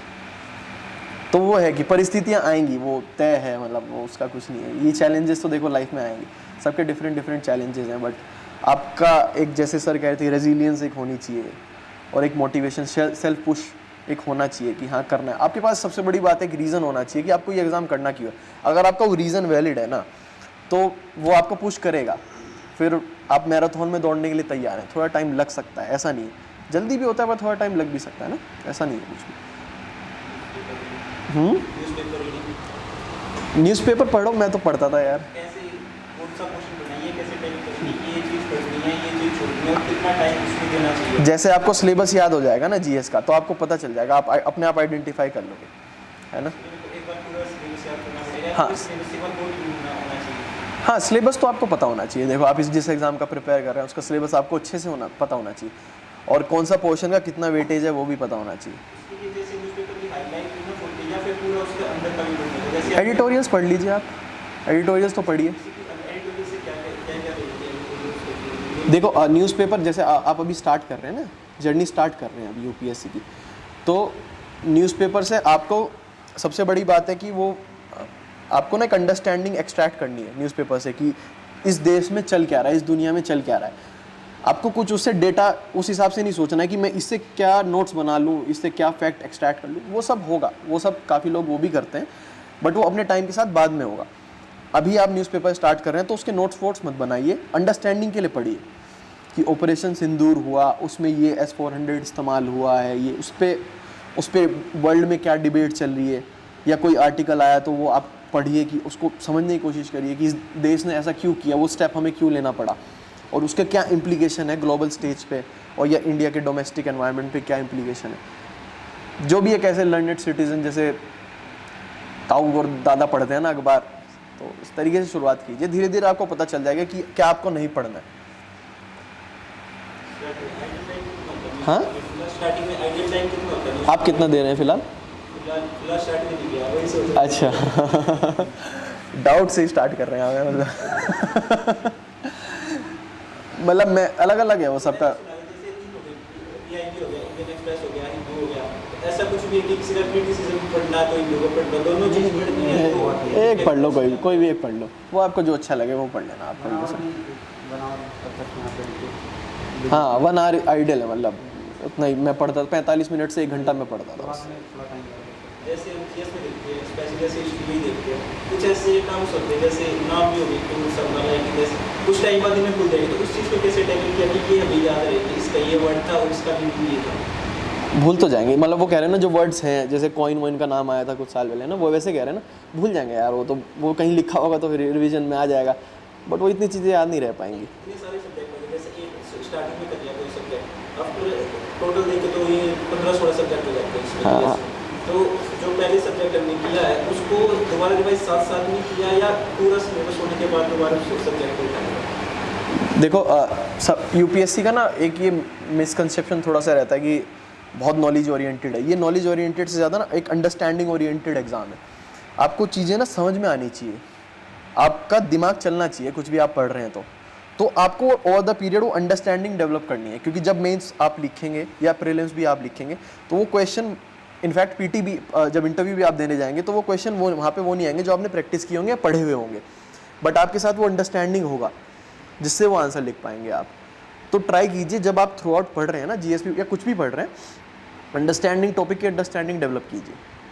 जब आप कोई भी टॉपिक पढ़ रहे हैं, जैसे अर्बन फ्लडिंग पढ़ रहे हैं, तो आप उस पर अपना दिमाग चलाइए कि क्यों हो रहा है, क्या क्या इश्यूज़ हैं। सिर्फ ये नहीं है कि आप कोचिंग के मटेरियल के पीछे भाग रहे हैं, वो सब पॉइंट्स याद मत करो, पॉइंट समझो और ग्राउंड रियलिटीज़ हैं जो उन पे फोकस करो। उस पर यही मतलब ये मेरे साथ क्या होता था, जैसे 2022 का मैं बताऊँ आपको, तो मैं बहुत फैक्ट्स इकट्ठे करता था, मैं बहुत नॉलेज ओरिएंटेड सोचता था।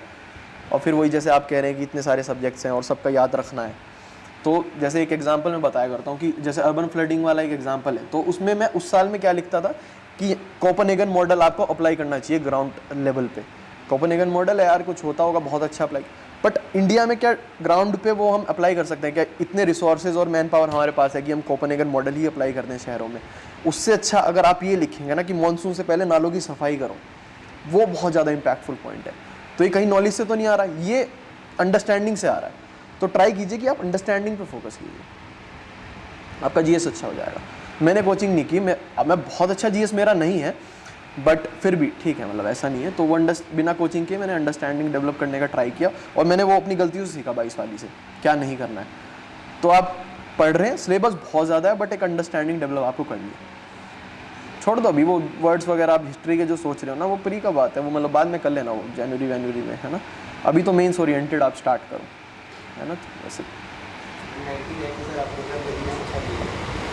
मतलब अच्छा हो सकता है, देखो वो तो हमेशा रहेगा दिमाग में ना, वो जैसे उत्कर्ष सर के भी दिमाग में रहेगा, ये हो सकता है।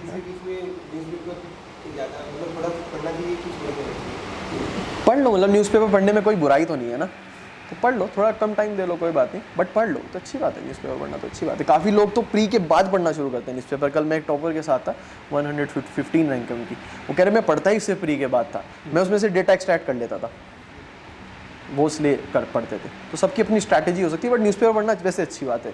वाजपेयी सर का देखो भी टाइम्स ऑफ इंडिया पढ़ रहे थे, तो इनको एग्ज़ाम थोड़ी देना है, बट एक लर्नेड सिटीजन जो होता है सोसाइटी का, वो यूपीएससी की डिमांड भी वही है कि आप अवेयर होने चाहिए, अपने आपके पास एक अंडरस्टैंडिंग होनी चाहिए। तो पढ़ लो, न्यूज़पेपर तो हमेशा पढ़ते रहना चाहिए।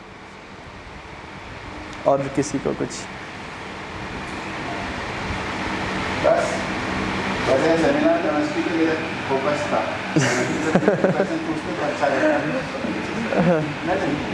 ओपन एंडेड हो गया वो।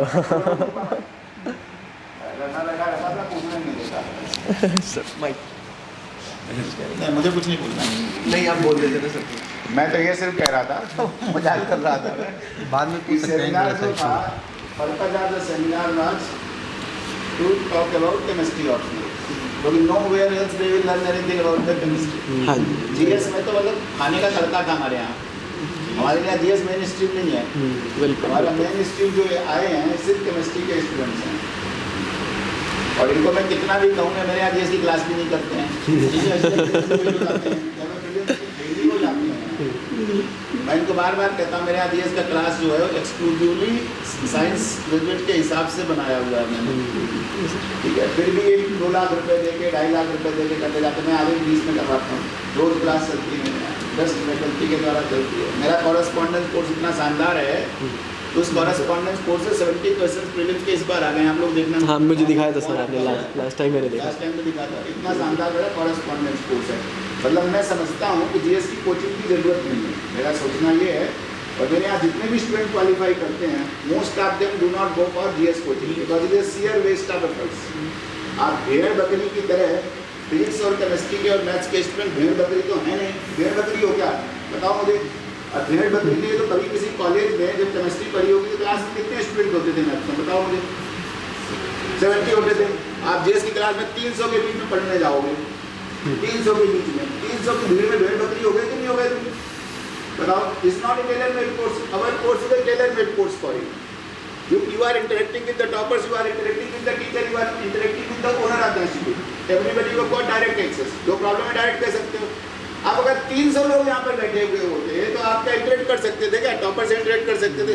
और इस एग्जाम में इंपॉर्टेंट क्या है? आंसर राइटिंग इंपॉर्टेंट है। Presentation makes a difference of 10 to 15% of the marks. जब एक केमिस्ट्री में है तो जीएस में तो और भी ज़्यादा होगा। केमिस्ट्री तो ऑब्जेक्टिव है ना, सब्जेक्टिव तो नहीं है। Zn plus H2SO4, Zn+SO4 plus H2 होगा ना, और तो कुछ नहीं हो सकता उसमें। Then also कि how this answer has been presented will make a difference of 1.5 marks. When the answer is so precise, then also presentation of that answer may make a difference of 1 to 1.5 marks out of 10 mark question, 10 to 15% marks का variation हो सकता है सिर्फ presentation style में। तो GS में कितना अंतर होता होगा? जहाँ पर आंसर ही सब्जेक्टिव है, answer depends upon what I like, what is the model answer that is applied to me. So if there is a crowd, definitely there can not be any personalized attention. So हमने जो programme बनाया GS का, basically self help programme है। या पहला strategy होता है, जब भी आप फ्रेशर्स हैं, फ्रेशर्स 0 से स्टार्ट कर रहे हैं, तो इसका मतलब है जून से स्टार्ट करके पहले नवंबर तक, by the month of November you must be able to complete your optional. ठीक है, 5 घंटे रोज पढ़ोगे, ऑप्शनल कवर हो जाएगा बहुत अच्छे से, 5.5 जून से शुरू हुआ, नवंबर दिसंबर 15 तक खत्म हो जाएगा। During this time you should cultivate 2 things in GS. एक तो न्यूज़पेपर पढ़ना सीख लो कम से कम, और न्यूज़पेपर पढ़ना एक आर्ट है, वो भी मैं सिखाऊंगा न्यूज़पेपर कैसा पढ़ा जाता है। I read everyday 3 newspapers. मेरी माता जी रहती तो दैनिक जागरण पढ़ती है, मेरे घर में दैनिक जागरण सब्सक्राइब हो गया है। मैं पढ़ना नहीं चाहता था, लेकिन आता है तो फ्री में पढ़ लेता हूँ। तो दैनिक जागरण हिंदी का अखबार पढ़ता हूँ, क्योंकि ऑलरेडी 1 साल का सब्सक्राइब कर रखा है। Then I read 2 newspapers every day throughout my life. Student life से 2 पढ़ना चालू किया था, आज भी 2 पढ़ता हूँ। सवेरे सवेरे हिंदुस्तान टाइम्स देखता हूँ, पूरा whole paper I read Hindustan Times, and then I read Indian Express. मुझे मालूम है एडिटोरियल पेज में क्या छपा हुआ। एक पेपर पढ़ने में मुझे 1 से 1.5 घंटा लगता है, एक पेपर पर। दूसरा पेपर आधा घंटे में पढ़ लेता हूँ। Once I go to one news paper, then other news paper, 2 hours मुझे लगता है। When I have cultivated this for last 30 years, every day, अगर मुझे अखबार नहीं मिलेगा, एक बार बता दूँ मैं, I was working with Tata Robbins Pressure. After my IIT BTech, I joined a company called Tata Robbins, Singrauli में जॉब था। वहाँ पर 1.5 दिन के बाद अखबार पढ़ता था, पहुँचता था। 1.5 दिन के बाद मैंने नौकरी छोड़ दी 10 दिन के अंदर। नौकरी छोड़ने का एक ही कारण था कि वहाँ पर अखबार जो मैं रोज सवेरे सवेरे पढ़ने, मुझे लेट सिटी एडिशन पढ़ना होता है, जो मतलब रात को जिसकी खबर 1 बजे छपती है, 12-1 बजे जो खबर छपती है उसे कहते हैं लेट सिटी एडिशन अखबार में। और एक होता है देर वाला, मतलब जो 2 दिन बाद खबर आएगी उसमें। तो जैसे ही मैंने वहाँ हिंदुस्तान टाइम देखा, मुझे लगा कि 2 दिन पुरानी खबर है, मैंने कहा इस एरिया में मैं सर्वाइव नहीं कर सकता। एंड विदिन 15 डेज, 1 पैसा बिना लिए हुए, I left that job and came to Delhi. तो न्यूज़पेपर पढ़ना एक हैबिट होनी चाहिए। और न्यूज़पेपर को कैसे पढ़ा जाना है, क्या पढ़ा जाए। अब आपको क्राइम न्यूज़ नहीं पढ़ना है, you have to read development news, that news which is important from examination point of view. उसके लिए आपको क्या चाहिए होगा? आपको चाहिए होगा जीएस में है क्या, मतलब जीएस का पूरा कंटेंट आपको मालूम, पेपर 1 में क्या है, पेपर 2 में क्या है, पेपर 3 में क्या है, पेपर 4 में क्या है, प्रीलिम्स में क्या आता है, ये सब मालूम होगा, तभी आप पेपर पढ़ने लायक और समझने लायक हो। पेपर पढ़ना नहीं, पेपर को समझना है, how to use that news, that is important. So एक अखबार पढ़ना कम से कम सीख लेना चाहिए ऑप्शनल के साथ साथ, और एक आध कोई मॉड्यूल, हिस्ट्री पढ़ लो, सरल है, या पॉलिटी पढ़ लो, या इकोनॉमी पढ़ लो, एक कोई चीज़ दिसंबर तक खत्म कर लो। फिर उसके बाद 15 दिसंबर के बाद स्ट्रेटजीज दैट रिवर्स। केमिस्ट्री भी तो 5 घंटे पढ़ रहे थे, तब तो केमिस्ट्री 2 घंटे 3 घंटे पढ़ो फिर भी don't neglect that optional because it requires continuous practice. And then read GS for 7 hours, 6-7 hours GS, 8-10 घंटे का शेड्यूल नॉर्मली लोग फुल टाइम जो प्रिपरेशन कर रहे हैं दे कैन अफोर्ड। सो आप 15 दिसंबर से लेकर जब तक फ्री नहीं होता है, आपको 7 घंटे रोज जीएस पढ़ना है, सारा जीएस हो जाएगा, सारा जीएस हो जाएगा। GS does not require more than 1000 hours आप इनपुट, लैटेंट एनर्जी जो चाहिए आपके करेक्टर 1000 आवर्स की चाहिए, बस होगा। सरल एग्जाम में कोई मुश्किल नहीं है, मुश्किल तब है जब आपके पास प्रॉपर गाइडेंस में स्ट्रेटजी नहीं है। गाइडेंस भी हो जाती है, गाइडेंस भी बहुत लोगों को मिल जाती है बहुत से, लेकिन गाइडेंस को पहले समझो कि गाइडेंस सही है। अब गाइडेंस पे ही डाउट लगा रहे हैं बहुत सारे जो डायलेमा है लोगों के, सर ने कहा, इन्होंने कहा, तीसरा भी कोई और वीडियो देख लेंगे जाके, तो कंफ्यूजन हो जाता है। स्टेट ऑफ जो कंफ्यूजन है ना, वो बहुत बुरा है। यही है कि फर्म माइंड, जैसे मेरा माइंड हमेशा से फर्म है, जो मुझे करना है मुझे कोई डिविएट नहीं करा सकता। तो मैं देखता हूँ, कंटिन्यूअस चीज़ देखता हूँ टॉपर्स में, कि आपका माइंड फर्म हो, मतलब आपको जो करना है क्या सही है और क्या गलत, इसका फैसला करने की कैपेसिटी आपके पास हो। अगर आपके पास ये कैपेसिटी नहीं है तो आप इस एग्जाम को कभी पास नहीं करोगे। हम तो रूल है मेरा, अगर मैं आपको गांव चलाने का पास, गांव के लिए वोट नहीं दूंगा ग्राम प्रधान के लिए, आपको वीडियो बनाना और एसडीएम बनाना और डीएम बनाना तो बड़ी बात है। अगर आप ये डिसाइड नहीं कर सकते क्या अच्छा है आपके लिए, क्या बुरा है आपके लिए, तो सोसाइटी के लिए क्या अच्छा है क्या बुरे का कैसे निर्णय करोगे? तो आपका विवेक जागृत होना चाहिए. You must have your own decision making power. You should not be guided by, yes, advice is very important. Utkarsh has given some advice, Ayush has given some advice, Sir has given some, I have also given some advice.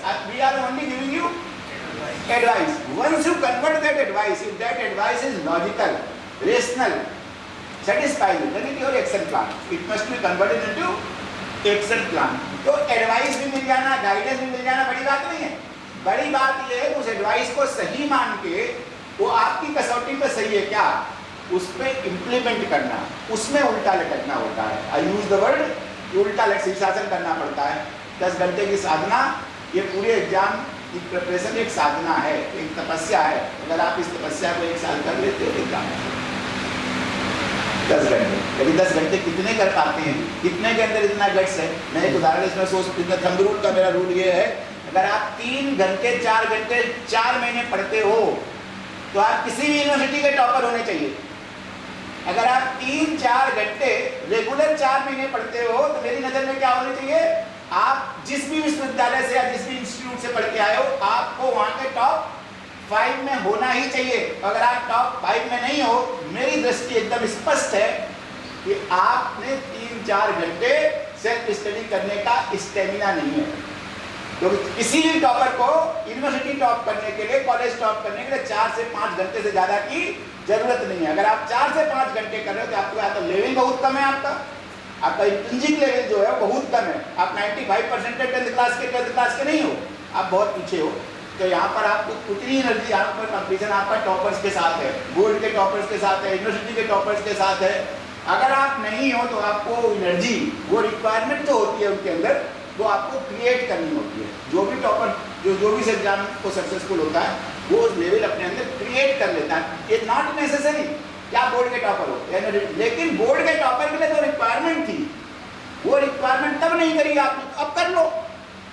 अब तो आप बहुत grown up हो गए हो, 21 साल के हो गए हो. अब समझ लो, अगर आपकी हैंड राइटिंग अच्छी नहीं, क्या प्रूफ, हैंड राइटिंग अच्छी नहीं, क्यों अच्छी नहीं? इसलिए अच्छी नहीं कि स्टूडेंट लाइफ में जब बचपन में थे तब आपने बहुत मेहनत नहीं करी. तो अब तो और ही आसान है. अब तो तुम 21 साल के हो गए हो, अच्छे ड्राइंग भी बना लेते हो. आप लिखो ना, अगर तुम 40 पेज लिखना चालू कर दोगे और कॉन्शियस रह जाओगे, तुमने हैंड राइटिंग अच्छी करनी, 100% हैंड राइटिंग अच्छी हो जाएगी, पहले से ज़्यादा फास्ट फॉलो हो जाती है. अर्थमेटिक नहीं आता था, बहुत लोग मैथ से करते हैं, अर्थमेटिक नहीं आता था. भैया अगर अर्थमेटिक नहीं जानोगे तो आप CCET नहीं पास करोगे तुम. तो प्रैक्टिस कर लो ना, कितने 10-20 चैप्टर हैं यार.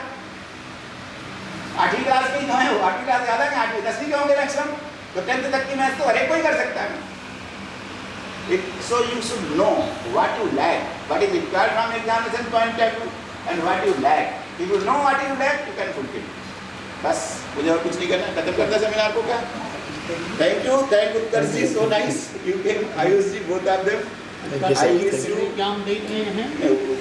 उत्कर्ष जी वाइस करना, मुझे उत्कर्ष जी के पास होने में बड़ी खुशी हुई है, क्योंकि मेरे एरिया में बड़ी भारी क्राइसिस थी. मैं 2013 से, मतलब मैंने 2007 से बलरामपुर लोकसभा को अपना कार्यक्षेत्र बनाया हुआ.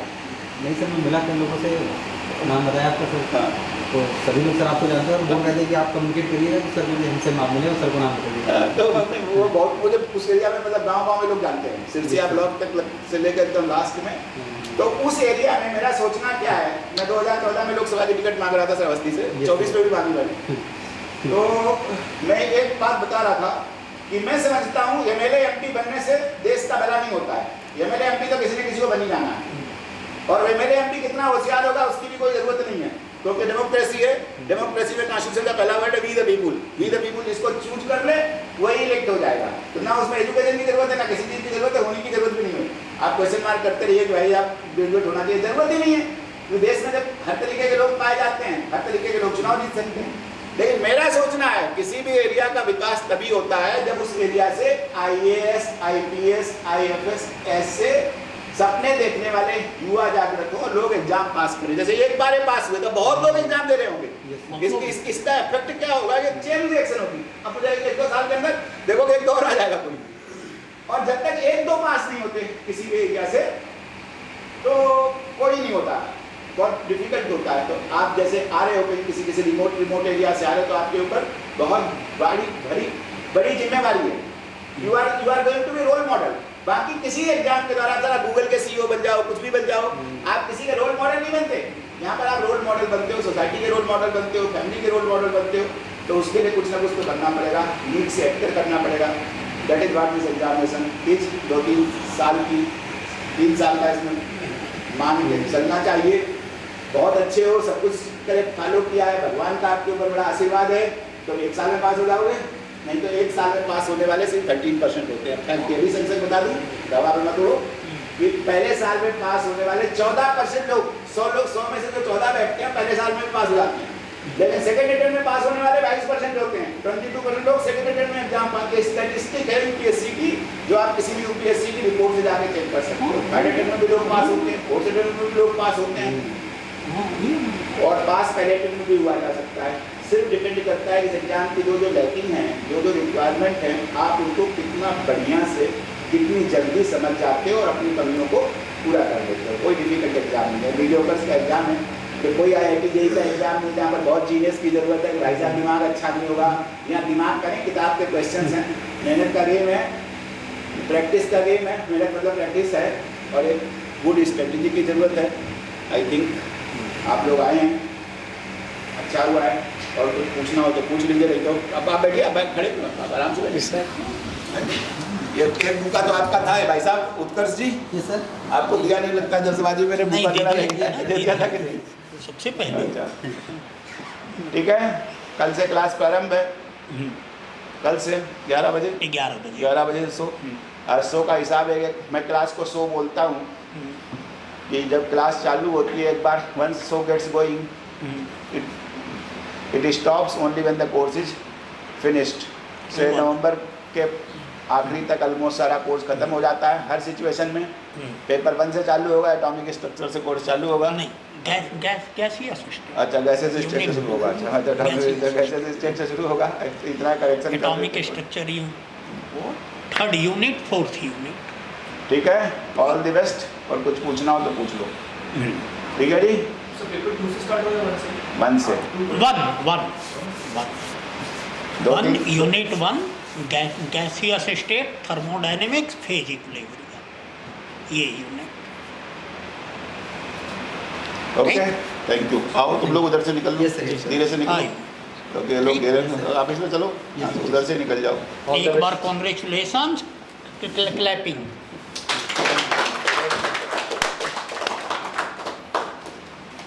ठीक है,